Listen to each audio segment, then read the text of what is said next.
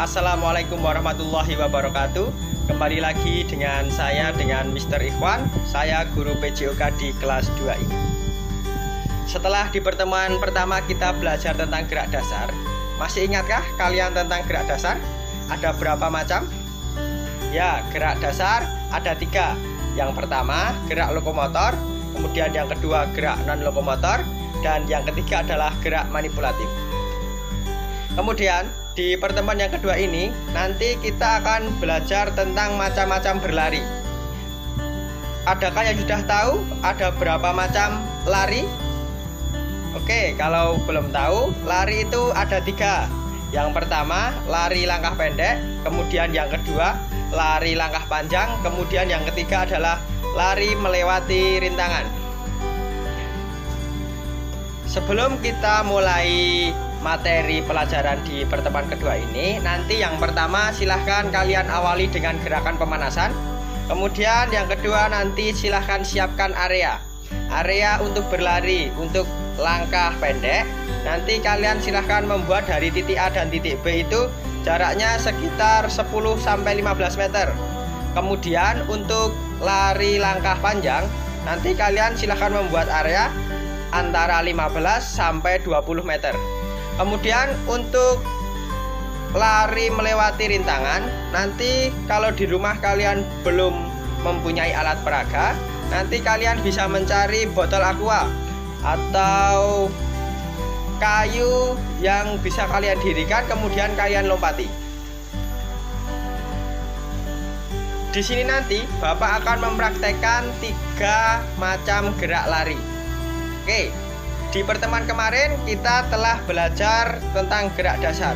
Berlari itu termasuk contoh gerak lokomotor. Kemudian prinsip dari berlari adalah ketika kaki kiri maju ke depan, maka secara otomatis tangan kanan yang kita majukan ke depan, atau sebaliknya. Ini merupakan contoh lari langkah pendek.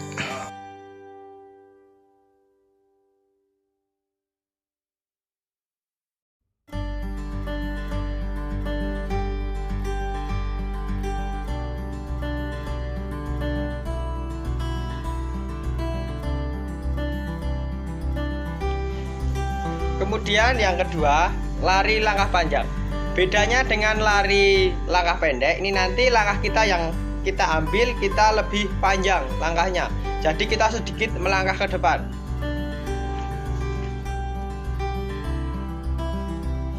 Ini merupakan contoh lari dengan langkah panjang. Bedanya dengan lari yang pertama tadi adalah pengambilan langkah kita ini lebih panjang, sehingga seperti kita mau melompat.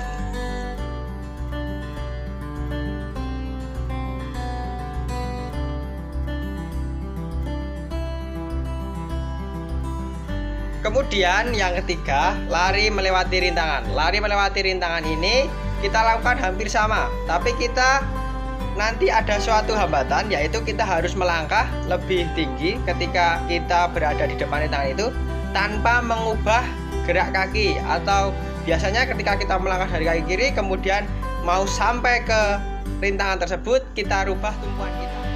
Betulnya lari melewati rintangan ini adalah menggabungkan kedua gerak lari yang telah kita praktekkan di awal tadi.